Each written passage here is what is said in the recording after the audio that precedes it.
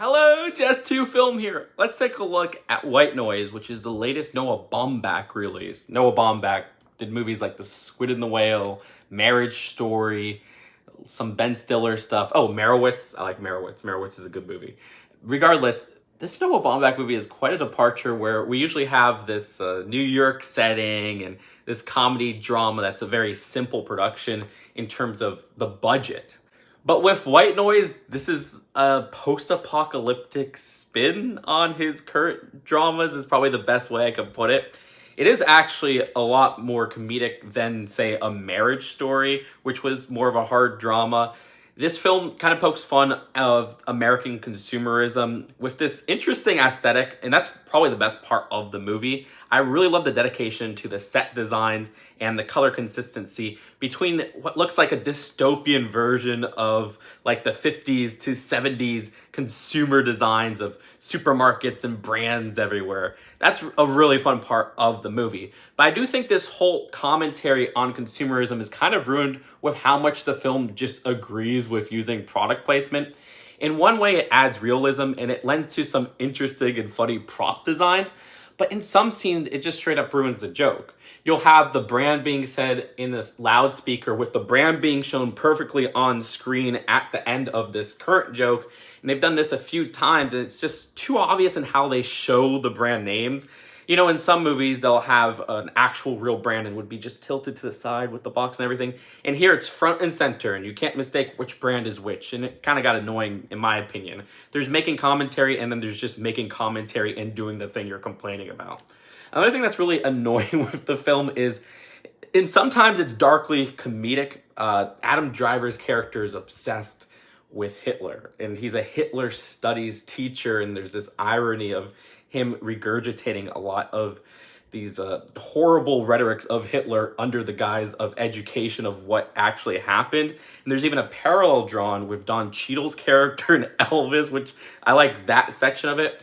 But it does get to the point where it just gets very, very excessive to the point where I was kind of thinking of some of the early Indiana Jones movies where there's just Nazi stuff all over. And it's, again, like taking a dark joke and everything and then just doing it too far in one direction, like the consumerism one to a less extent, where it ruins the joke and comes off pretty darn annoying.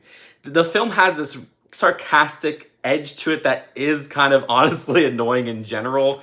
In some ways, it's very effective and funny, and there's some great visual gags, but the jokes to hit ratio, I would say, is like 40% of the jokes working and 60 not landing. So the film is not only split into 3 acts, you know, most films have a 3-act structure, but the 3 acts themselves feel like different movies, which can be a good thing in maybe an omnibus, but in here, it almost feels like they just threw a bunch of ideas and couldn't really form a structured plot from it.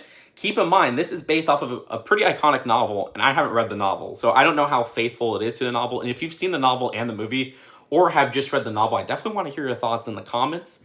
Regardless, I'd say the first and third part have the worst pacing, but probably the best commentary. And then the middle section has the best humor and pacing, but kind of loses a lot of what the effectiveness of what it was saying to focus on the humor and just kind of this journey that they take. I don't want to spoil too much. The ending act is almost feels so different from the first 2, and I'm amazed they ended in where they ended. And it's not god-awful in where they ended, but it just definitely took a turn that I was not expecting, and there's a climax that's just kind of like, I don't know, in ways it feels very forced and just like it wasn't naturally there. Again, I haven't read the book, and I'm sure this is accurate to the book in many ways. I do like the film's music and the music that they use, not only with the score, but also there's some LCD sound system showing up, which I remember from Simon Killer, one of my favorite movies. Danny Elfman composes the score, and while not a lot of it is memorable, I actually like the sound of what it's accompanying to the scene, so it is an effective score. It's just not a super memorable one by Danny Elfman. And finally, for the performances, I think the Adam Driver and Don Cheadle performances are very fun and pretty darn unique. I really love those performances, but I do think Greta Gerwig's performance is good at some parts, but also weak at others, unfortunately. I was kind of expecting a little bit more in her emotional range for what they do in the third act, and it just came off more of a wooden performance in the third act. And then the child acting is kind of weak, if you ask me, but I know people go easy on child actors, so whatever. Regardless, it's a film I like at the end of the day because it did try a lot. It is very unique and it has a good look to it, but it's not a great film. And I will say it's closer to a 5 than a 7, but I'd give it a 6 out of 10. So let me know if you've read or seen White Noise. Subscribe for more I was going to say Lego news and commentary. Movie reviews and commentary. Also, let me know your favorite Noah Baumbach movies in the comments. My favorite is Marriage Story. Second favorite, Merowitz. I'll see you guys later. Peace out. Bye.